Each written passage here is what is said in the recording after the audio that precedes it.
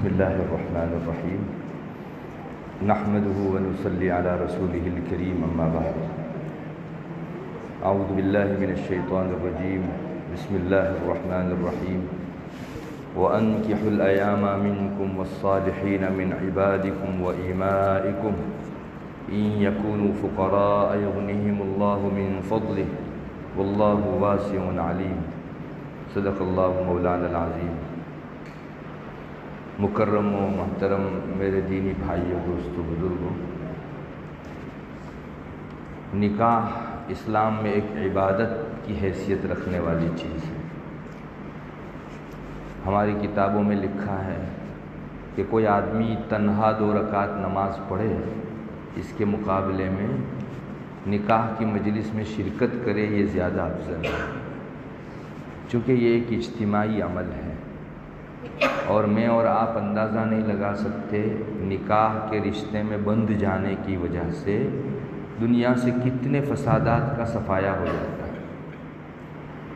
آج بڑی بڑی عمر ہو جانے پر بھی لوگ نکاح کے رشتے سے جڑتے نہیں، اس وجہ سے دنیا کے اندر بہت بے راہ رویاں پھیلی ہوئی ہیں۔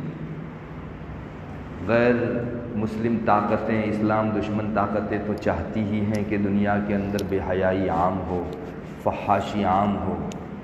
اسلام چاہتا ہے کہ بے حیائی کا جنازہ نکلے، اسی لیے اس نے نکاح کو شرعی حیثیت دی اور عبادت کا مقام دیا۔ جیسے عام عبادتوں کے اندر نیت کروائی جاتی ہے، ویسے نکاح میں بھی نیت ہے۔ ہماری کتابوں میں لکھا ہے کہ دلہے کو نکاح کے موقع سے یہ نیت کرنی چاہیے کہ میں رسول اللہ صلی اللہ علیہ وسلم کی سنت انجام دینے جا رہا ہوں، چونکہ نکاح حضرت محمد رسول اللہ صلی اللہ علیہ وسلم کی سنت ہے۔ تو ایک تو میں سنت انجام دینے جا رہا ہوں، اور دوسرا یہ کہ میری پاک دامنی کے لیے نکاح کرتا ہوں۔ حدیث شریف میں آتا ہے 3 قسم کے لوگوں کی مدد اللہ تعالیٰ نے اپنے اوپر فرض کر رکھی ہے۔ 3 قسم کے لوگوں کی میں ضرور مدد کروں گا۔ ان میں سے ایک الناکح الذی یرید العفاف، وہ نکاح کرنے والا دلہا کہ جس کی نکاح کرنے میں نیت ہو پاک دامنی کی، میں گناہوں سے بچ جاؤں، اور میرے رب نے جس جگہ مجھ کو اپنی خواہشات پورا کرنے کی اجازت دی ہے، اسی جگہ میں اپنے رب کے حکم سے خواہشات پورا کروں، اتنی نیت ہوگی۔ حدیث شریف میں آتا ہے اللہ تبارک و تعالیٰ اس دلہے کی ضرور مدد فرمائیں گے۔ اس سے اندازہ ہوتا ہے کہ نکاح کتنی اہم چیز ہے۔ آج اینٹی اسلام طاقتیں جتنی بھی ہیں، ان سب کا زور یہ ہے کہ نکاح مشکل ہو جائے اور زنا آسان ہو۔ آپ دیکھ لیجئے جتنے بھی قانون بن رہے ہیں دنیا بھر کے اندر، وہ اسی کو پھیلانے کے لیے بن رہے ہیں کہ زنا آسان ہے۔ ہمارے نکاح کے لیے ابھی مختلف قیدیں لائی جا رہی ہے، مختلف شرط لگائی جا رہی ہے، بھائی آپ رجسٹر نہ کرواؤ تب تک نکاح ویلڈ نہیں، کورٹ میں جاؤ، پہلے سے وٹنس رکھو، کاغذات وغیرہ تیار رکھو، تو ہی نکاح قانون کی راہ سے ویلڈ ہوگا، ورنہ نکاح ویلڈ نہیں۔ اور ایک آدمی کو افیئر کرنا ہو تو وہاں کوئی قانون نہیں لگتا، جن 2 کا جی لگ گیا وہ دونوں آپس میں اپنے تعلقات قائم کر سکتے ہیں۔ یہ صرف ملکی پیمانے پر نہیں، عالمی پیمانے پر یہ ہو رہا ہے، اور ایک بہت دور سے محنت چلی آ رہی ہے، وہ اسی کی کہ زنا کو اتنا عام کر دو کہ نکاح کرنے والے آدمی کو شرم آئے، اور اتنا مشکل کر دو نکاح کہ وہ یہ سوچے کہ بھائی ان مشکلات میں کون پڑے۔ اس سے بہتر تو جیسے ہوٹل میں جا کے انسان اپنا کھانا پانی پورا کر کے آتا ہے، زنا کرو بات پوری۔ یہ اینٹی اسلام طاقتیں چاہ رہی ہیں، لیکن انہیں پتہ نہیں کہ زنا کے نتیجے میں دنیا کے اندر فساد پھیل جائے گا۔ آپ کو معلوم ہے زنا سے جو بچہ پیدا ہوتا ہے وہ شریعت میں ثابت النسب نہیں ہوتا، اس کے باپ کا بیٹا نہیں کہا جاتا، چونکہ نکاح میں جو اولاد ہوتی ہے وہ والد سے نسب میں ثابت ہوتی ہے، باقی زنا کے اندر شریعت نہ کہتی۔ اب آپ بتائیے، ایسے کئی بچے زنا سے اگر پیدا ہوئے، والد کا سایہ ان کے اوپر نہیں رہے گا، نہ ہی تربیت رہے گی، تو ایسی اولاد پھر دنیا کے اندر سوائے فساد کے اور کچھ نہیں مچا سکتی۔ اور اسلام دشمن طاقتوں کو تو چاہیے کہ دنیا میں فساد بپا ہو۔ اسلام چاہتا ہے امن و امان، شانتی اور سکون۔ باقی سب لوگ چاہتے ہیں کہ اللہ کے احکام کو ادھر ادھر کر کے لوگ اپنی منمانی زندگی گزاریں۔ اسلام نہ کہتا ہے، اسلام کہتا ہے کہ نکاح کرو گے، سب سے بڑی بات تو یہ ہے کہ یہ نسبت اللہ سے جڑ جائے گی۔ سب سے بڑی بات، آپ بتائیے ایک خاتون جس کے ساتھ بات چیت کرنا تنہائی کے اندر آج تک منع تھا، ایک انسان کے لیے اپنے جسمانی تعلقات قائم کرنا جائز ہو جاتا ہے، وہ کس بنیاد پر جائز ہوتا ہے؟ اللہ کے نام پر۔ حدیث شریف میں آتا ہے، رسول اللہ صلی اللہ علیہ وسلم نے جب خطبہ دیا صحابہ میں تو آپ نے خطبے میں یہی بات ارشاد فرمائی، استحللتم فروجہن بکلمات اللہ، یہ عورتوں کی شرمگاہوں کو تم جو حلال کرتے ہو نا، وہ اللہ کے نام پر حلال کرتے ہو۔ کتنی اعلیٰ نسبت ہے اس کی۔ تو نکاح بہت بلند نسبت رکھنے والی چیز ہے، اور زنا شیطان کے ساتھ اس کی لنک جڑتی ہے، ویابچار ہے، غلط کام ہے، بدکاری ہے، اس کی نسبت شیطان سے، اور نکاح کی نسبت اللہ تعالیٰ سے جڑتی ہے۔ اب مجھے بتاؤ وہ اللہ جو سب چیزوں پر قدرت رکھتا ہے، وہ نکاح میں کتنی کچھ برکتیں رکھتا ہوگا۔ اس طرح کی شفافیت اور صفائی دنیا کی کسی چیز میں نہیں ہے۔ اسی لیے اسلام نے نکاح کو آسان سے آسان کر دیا۔ اسلام کا ویژن یہ ہے کہ نکاح اتنا آسان کرو کہ زنا مشکل ہو جائے، اور دنیا والوں کا چاہنا یہ ہے کہ زنا اتنا عام کرو کہ نکاح مشکل ہو جائے۔ اسلام میں کتنی آسانی ہے۔ ایک مرد، عورت، مہر کا انتظام، کسی نے نکاح پڑھا دیا، ہو گیا، 2 وٹنس چاہیے بس، اس کے علاوہ اور کچھ نہیں، نہ ڈھول دھماکے، نہ مختلف قسم کے اور انتظامات۔ آپ نہیں کھلا سکو تو بھی شریعت میں نکاح ہو جاوے گا ایک مرتبہ، کوئی ضروری نہیں ہے، آپ کو اجازت ہے اگر شریعت کے دائرے میں رہ کر آپ دعوت کرو ٹھیک، نہیں دعوت کرو تو نکاح اس پر ڈیپینڈنٹ نہیں ہے، ہو جاوے گا ایک مرتبہ نکاح۔ کتنا آسان کر دیا۔ ہماری کتابوں میں لکھا ہے کہ اتنا آسان کرنے کے بعد بھی کوئی آدمی زنا کرے تو کتنا مشکل ہے، وہ کتنی بری بات ہے۔ چونکہ زنا کے لیے انسان کو کسی خاتون کے ساتھ پہلے آنکھیں لڑانی پڑتی ہے، پھر موقع ڈھونڈنا پڑتا ہے، اور کہاں جا کر پھر وہ اپنی خواہش پوری کر سکتا ہے۔ نکاح میں یہ ویلڈ چیز ہے، کوئی اس کو برا نہیں سمجھتا بلکہ عبادت کی نگاہ سے دیکھتا ہے۔ تو اسی لیے کہتے ہیں کہ نکاح میں پاکیزگی ہے اور زنا میں گندگی ہے۔ ہمارا رب بھی ناراض، اللہ تبارک و تعالی زنا پر اتنا ناراض ہوتا ہے۔ حدیث شریف میں آتا ہے کہ جس وقت انسان زنا کرتا ہوتا ہے تو اس کا ایمان باہر نکل جاتا ہے۔ رسول اللہ صلی اللہ علیہ وسلم نے ارشاد فرمایا اس کا ایمان باہر نکل آتا ہے۔ علماء نے لکھا ہے کہ اس کا مطلب یہ ہے کہ اگر اس حالت میں یہ دنیا سے رخصت ہوا تو بے ایمان رخصت ہو۔ اللہ حفاظت فرمائے۔ آج لوگوں کی موت کیسی کیسی حالت میں ہو رہی ہے، عین زنا کی حالت میں روحیں قبض ہو رہی ہے۔ دنیا میں ایسے بھی نقشے دیکھنے کو ملتے ہیں کہ زنا کر رہا تھا اور آدمی چل بسا۔ اب مجھے بتائیے اس کی آخرت کا کیا؟ یاد رکھو اصل اعتبار آپ کی زندگی کی آخری گھڑی کا ہے۔ آپ آخری گھڑی میں مومن ہیں تو جنتی ہوں گے، اور اللہ نہ کرے اگر خاتمہ برا گیا آخری تو پھر اس انسان کا کوئی پرسان حال نہیں۔ آپ صلی اللہ علیہ وسلم نے فرمایا انما العبرۃ للخواتیم، اصل اعتبار خاتمے کا ہے۔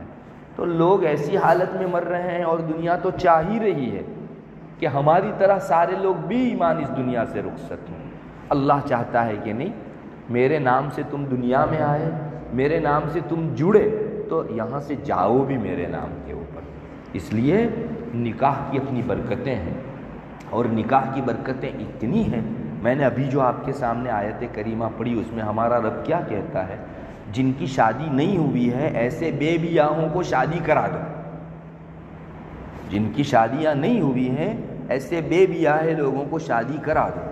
اللہ فرماتا ہے ان یکونوا فقراء یغنیہم اللہ من فضلہ، اگر یہ غریب بھی ہوں گے نا تو میرے نام پر ہونے والے نکاح کی برکت سے میں ان کو مالدار بنا دوں گا۔ کوئی رسول، کوئی صحابی، کوئی ولی نہیں بول رہا، یہ ہمارے اور آپ کا پیدا کرنے والا پروردگار کہتا ہے۔ اس میں کسی کو شک ہو سکتا ہے؟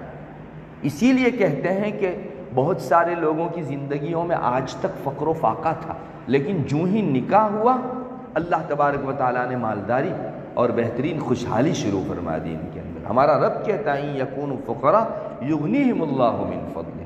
اصل سمجھی جانے والی بات بھی ہے، آج تک صرف دلہے کی ایک قسمت تھی، وہ تنہا اپنی قسمت سے کھا رہا تھا، دلہن اپنے گھر میں اپنی ایک قسمت سے کھا رہی تھی۔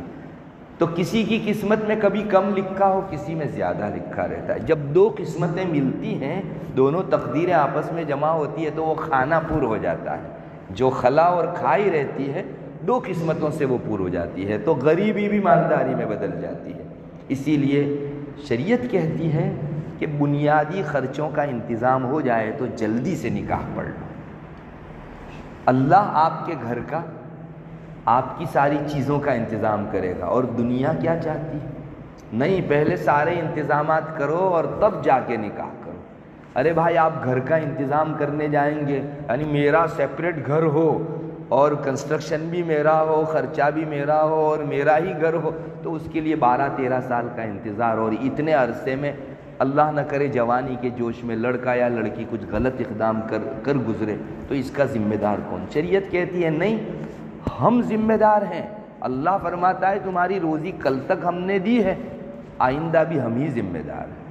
ہمارے یہاں ایک استاذ ہیں، ابھی میرے بھی استاذ ہیں، وہ فرماتے تھے کہ میری جب شادی نہیں ہوئی تھی شروع میں، تو ہمارے یہاں ایک بہت بڑے بزرگ ہوا کرتے تھے، تو میرے استاذ کہتے تھے کہ وہ جب بھی مجھ سے ملتے پوچھتے تھے کہ تمہاری شادی نہیں ہوئی، تو چونکہ ابھی نوجوانی کا عالم تھا، کچھ ڈھونڈنا اڑنا بھی تھا، تو میں کہتا تھا کہ حضرت اللہ انتظام کر دے گا تو انشاءاللہ شادی کریں گے۔ تو بزرگ میرے استاذ کہتے تھے، یہ بزرگ کہتے تھے اللہ نے دانت دیے ہیں نا تو چبانے کا بھی دے گا اللہ، کیوں انتظام تم اپنی طرف سے کرتے ہو؟ موٹے موٹے جو خرچے ہیں بنیادی ان کا انتظام کر لو اور پھر شروع ہو جاؤ نکاح کے اندر، انشاءاللہ اللہ تعالیٰ گھر بھر دے گا تمہارا روزیوں سے۔ اور دیکھ لو بہت سارے لوگ فقر و فاقہ میں زندگی گزار رہے تھے، انہوں نے اللہ کے بتائے ہوئے طریقوں پر شادی کی۔ ایک بات یہ بھی ہے، بے برکتی یہاں سے بھی آتی ہے بعض مرتبہ۔ شادیوں کا جب موقع ہوتا ہے نا تو ہمارے رب کا فوکس رہتا ہے کہ یہ کیسے کرتے ہیں، سنت کے مطابق ہوتی ہے، خلاف سنت ہوتی ہے، دنیا والوں کے طرز کی طرح ڈول ڈماکوں کے ساتھ ہوتی ہے، ناراضگی والی باتوں۔ اب آپ دیکھیے بہت سارے نکاحوں کے موقع پر کیا ہوتا ہے، اسٹیج کے اوپر لڑکا لڑکی دونوں اکٹھے ہیں، لڑکے کو بہت ساری لڑکیاں کھانا کھلا رہی ہیں، وہ مٹھائیاں ہوتی ہیں، اور لڑکی کو بہت سارے لڑکے اس کے فرینڈز جو رہتے ہیں۔ وہ آج کل کا طرز یہ ہے۔ اب مجھے بتائیے اللہ کو پسندیدہ ہے یہ منظر؟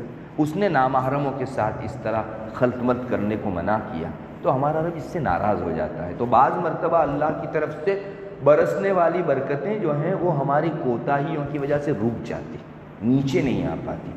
بہت بابرکت نکاح ہوتے ہیں وہ جس میں شریعت کے احکام کا لحاظ رکھ کر ہم لوگ نکاح کریں۔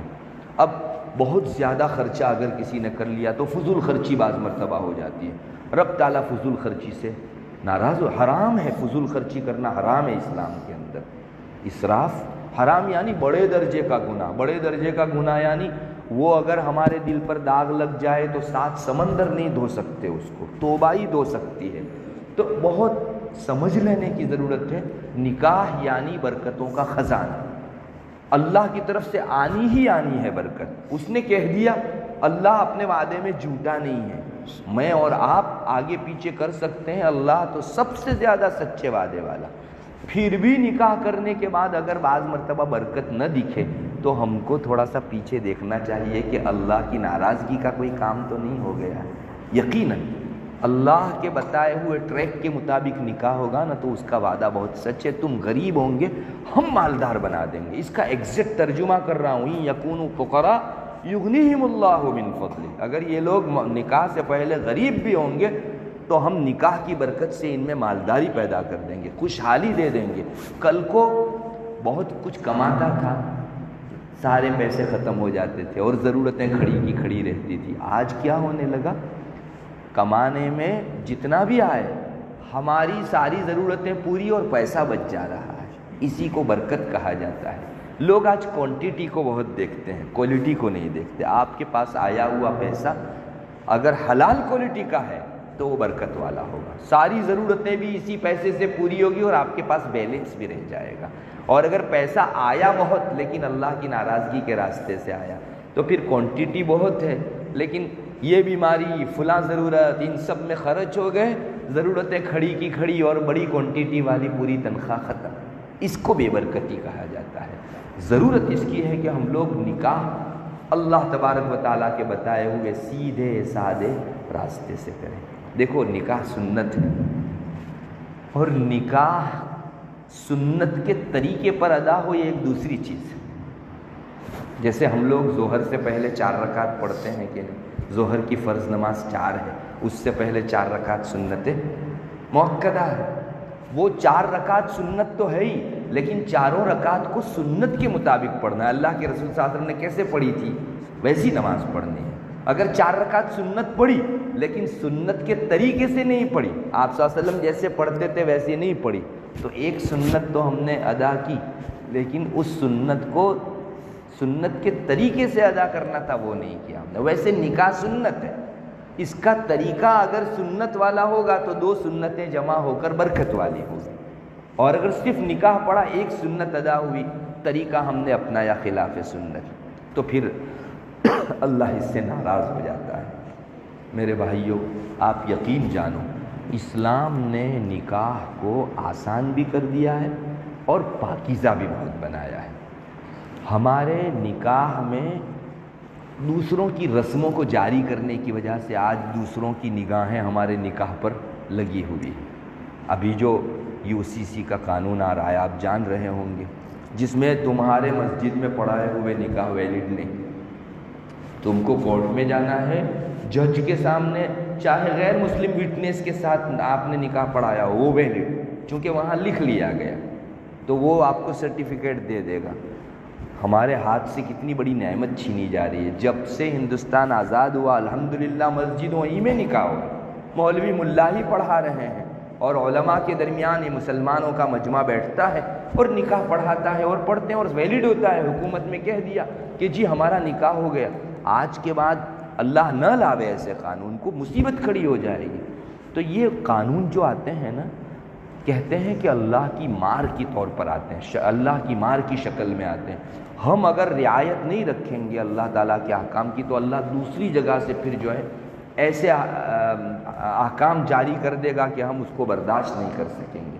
مسلمانوں کو اس موقع پر اپنے نکاح سیدھے سادے بنانے کی ضرورت ہے. اللہ خوش ہو جائے گا اور جہاں سے اس نے مار کا سوچا تھا کہ قانون تھوپ دو ان پر، اللہ اس کو رد کر دے گا از خود.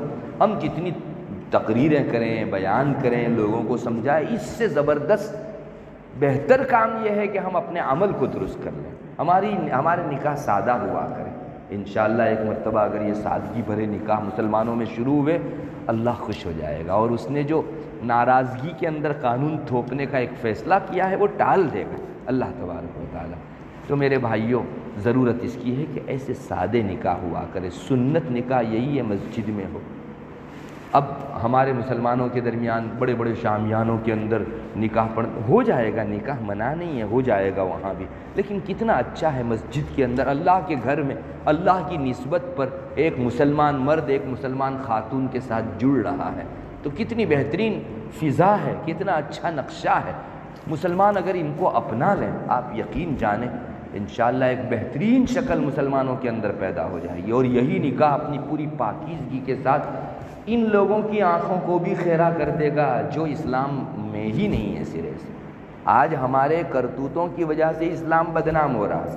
لوگ سمجھتے ہیں کہ اسلام یہی ہے جو مسلمان کر رہا ہے. نہیں، اسلام تو وہ ہے جو قرآن میں لکھا ہے، اسلام تو وہ ہے جو حدیث شریف میں رسول اللہ صلی اللہ علیہ وسلم کے فرمانوں کے اندر ہے. تو لوگ ہمارے عمل کو دیکھ کر اسلام کو سیکھتے ہیں. اب ایک آدمی کبھی شریعت کے خلاف عمل کر رہا تھا تو لوگ تو یہی سمجھتے ہیں کہ یہی اسلام ہے. میرے بھائیوں مجھے اسلام کے لیے نیک نامی کا ذریعہ بننا چاہیے، نہ کہ بدنامی کا ذریعہ. اسلام میری وجہ سے اچھا نام پائے کہ دیکھو کتنے اچھے احکام ہیں اسلام کے. اس میں غریب سے غریب بھی شادی کر سکتا ہے، پیسہ بہت زیادہ نہیں ہے، صرف مہر ادا کر سکے اور بیوی کی خوراکی پوشاکی ادا کر سکے، اتنا بنیادی خرچ کسی کے پاس ہے تو نکاح کیا جا سکتا ہے. ہمارے بہت بڑا خرچ کرنے کی وجہ سے غیر مسلموں کے اندر آج کیا پیغام جا رہا ہے اسلام بھی دوسرے مذہب والوں کی طرح، دوسری کمیونٹی والوں کی طرح مالداروں ہی کے نکاحوں کو جو ہے ویلڈ گنتا ہے۔ غریب ہے تو بیچارے کے پاس پیسہ ہی نہیں ہے، چاہنے کے باوجود نکاح نہیں ہو رہے ہیں ان کے، چونکہ پورے معاشرے میں سب لوگوں نے کروڑ کروڑ خرچ کیے، اب اسے شرم آ رہی ہے کہ میں چند ہزار بھی خرچ نہیں کر سکتا، تو اس کی وجہ سے نکاح رکے گا۔ اور یاد رکھو، نکاح رکا زنا بڑھے گا۔ نوجوانی کے اپنے تقاضے ہیں، اسی لیے شریعت نے یہ قانون بنایا ہے کہ جتنا جلدی نکاح ہو سکے کرا دو۔ آپ صلی اللہ علیہ وسلم کا ایک ارشاد ہے، تورات جو بہت پرانی کتاب ہے، آسمانی کتاب ہے، غالباً اسی کے حوالے سے آپ نے فرمایا تورات میں لکھا ہوا ہے کہ جس کی بیٹی 12 سال کی عمر کو پہنچ جائے اور اسباب ہونے کے باوجود بھی اس نے نکاح نہیں کرایا اپنی بیٹی کا، یہ بیٹی اگر کسی گناہ میں مبتلا ہو گئی تو اس کا گناہ اس کے باپ کے سر ہوگا۔ یہ روایتوں میں آتا ہے۔ صرف آپ صلی اللہ علیہ وسلم نے اس امت کو تعلیم نہیں دی، یہ ایسی تعلیم تھی جو پرانی امتیوں کو بھی سنائی گئی تھی۔ تو یہ کامن تعلیم کتنی اہم ہوگی کہ کوئی امت اس تعلیم سے خالی نہیں رکھی گئی، سب کو یہ تعلیم دی گئی۔ 12 سال کی عمر کا مطلب یہ ہے کہ جوانی کے اندر داخل ہو جائے، اب پڑھائی وڑھائی بھی ختم ہے اور کوئی جو ہے کسی چیز کا انتظار نہیں ہے تو کرا دو جلدی سے نکاح۔ بعض روایتوں میں آتا ہے تمہاری بچیوں کے لیے اگر اچھا نیک اخلاق والا پیغام آ جائے تو نکاح کرا دیا کرو، اگر نہیں کرائیں گے تو زمین کے اوپر لمبا چوڑا فساد پھیل جائے گا۔ یہ آپ صلی اللہ علیہ وسلم فرماتے ہیں۔ آج کیا ہو رہا ہے، مجھے معاف کریں، یہ جو ویسٹرن کلچر ہے، مغربیت، پشچمی سنسکرتی، وہاں سے یہ برائی آ رہی ہے، نکاح ڈیلے کرو۔ آپ دیکھ لو لکھے پڑھے لوگوں کے اندر 30 سال 35 سال ہو جانے کے بعد نکاح کر رہے ہیں، کیوں؟ بس ایک کریز ہے، ہم لوگوں کو تاخیر سے شادی کرنی ہے اور لوگ سمجھتے ہیں کہ نکاح کریں گے تو ہمارے پاؤں بن جائیں گے۔ ارے پاؤں بن جائیں گے لیکن تمہاری خواہش کا رخ درست ہو جائے گا۔ 35 سال میں کی عمر تک اگر یہ آدمی راستے سے ہٹ گیا تو اس کا ذمہ دار کون؟ ان کو تو چاہیے ہی ہے کہ دنیا کے اندر زنا پھیلے، اس لیے نکاح کو ڈیلے کرنے کا کریز ہو رہا ہے بہت زیادہ۔ آپ دیکھ لیجئے ہمارے پڑھے لکھے مسلمان نوجوانوں کے اندر یہ ہے کہ نہیں ابھی نہیں کرنا ہے، سٹیبل ہو جاتے ہیں اور تھوڑا سا میچور ہو جاتے ہیں۔ ابھی 15 سال کی عمر میں میچور نہیں ہوں گے تو اور کب ہوں گے آپ؟ شریعت تو کہتی ہے بالغ ہو گیا میچور ہو گیا انسان، لیکن نہیں، وہ ایک بوسہ بھر دیا گیا۔ اور آپ جانتے ہو ابھی تو دوسرا یہ آ رہا ہے، ہمارے بہت سارے مسلمان نوجوان لڑکے لڑکیاں شادی کے لیے ہی تیار نہیں، یہ دوسرا کریز آ رہا ہے۔ میرے ایک دوست کو میں نے یہ سنایا کہ ابھی مسلمانوں میں تاخیر سے نکاح کرنے کا رواج بہت ہے، تو اس نے مجھ کو کہا کہ مولانا اس کے بعد جو آ رہا ہے وہ دیکھو، بہت سارے UK کے اندر نوجوان لڑکے لڑکیاں وہ ہیں والدین کو اس منہ پر نہ کہتے ہیں ہمیں شادی نہیں کرنی ہے۔ اللہ اکبر، پھر یہ خواہشات کہاں پوری ہوگی آپ سمجھ سکتے ہیں۔ دنیا والوں نے ایسے راستے دکھا دیے ہیں کہ غلط جگہوں کے اوپر اپنی خواہش پوری کر لو، اولاد کی ایسی تیسی، اولاد ٹیسٹ ٹیوب بیبی سے لے آتے ہیں، IVF سے اولاد لے آتے ہیں، تو اس کا راستہ بھی صاف کر دیا۔ اللہ اکبر، یہ دنیا گندگی سے بھر جائے یہ ان لوگوں کا ارادہ ہے، اسلام دشمن طاقتوں کا۔ میرے بھائیوں، ہم لوگوں کو مل کر اس کا مقابلہ کرنا ہے کہ نہیں۔ اسلام نے جو تعلیم دی ہے جتنا جلدی ہو جائے شادی کر دیں گے۔ آپ یقین جانو اگر یہ اسلامی طریقہ ہمارے درمیان رائج ہو گیا تو ان کی ایڑی چوٹی کا زور لگانے کے باوجود بھی انشاءاللہ بے حیائی پھیل نہیں سکے گی، بے شرمی ہمارے اندر آ نہیں سکے گی۔ آج جو آ گئی ہے وہ اسی کا نتیجہ ہے کہ نکاح ڈیلے ہوتا ہے، اور تاخیر سے نکاح کرنے کا جو بیچ والا پیریڈ ہے وہ اب پاکیزگی والا نہیں رہتا، انسان اپنی جوانی کے جوش میں کچھ نہ کچھ کر ڈالتا۔ اللہ تعالیٰ حفاظت فرمائے۔ کتنا اچھا منظر ہے، مسجد ہے، ایک مسلمان لڑکے کا مسلمان لڑکی سے نکاح ہو رہا ہے، اللہ کا گھر ہے، اللہ کی نسبت ہے، اس کے کلمات پر نکاح ہو رہا ہے۔ اللہ کرے سب مسلمانوں کو یہ سمجھ میں آ جائے، سب مسلمانوں کو سمجھ میں آ جائے، اور انشاءاللہ ایک مرتبہ ایسے سیدھے سادے سادگی بھرے نکاح کا کریز شروع ہوگا تو دشمن یہ اپنا ہاتھ ملے گا افسوس سے کہ اس کی ساری کوششوں کے باوجود مسلمانوں پر ان کا زور نہیں چل رہا ہے۔ مسلمانوں کے عزت، عفت اور عصمت کو وہ لوگ ختم کرنا چاہتے ہیں۔ وہ ایسے ہی ختم کریں گے اپنے ٹریک پر لا کر، ورنہ سنت کے ٹریک پر رہتے ہوئے کبھی بھی وہ ہماری یہ عصمت لوٹ نہیں سکتے۔ آپ صلی اللہ علیہ وسلم نے اسی لیے امت کو تاکید فرمائی تھی کہ ہم نے جیسے نماز میں تم کو اصول دیے ہیں، قانون دیے ہیں، نماز ایسے پڑھنی ہے، قیام ایسے کرنا ہے، رکوع ایسے کرنا ہے، ویسے نکاح کے سلسلے میں بھی گائیڈ لائن دی ہے شریعت نے، وہ اسی لیے کہ تم اس پر چلو گے اللہ خوش ہوگا انشاءاللہ۔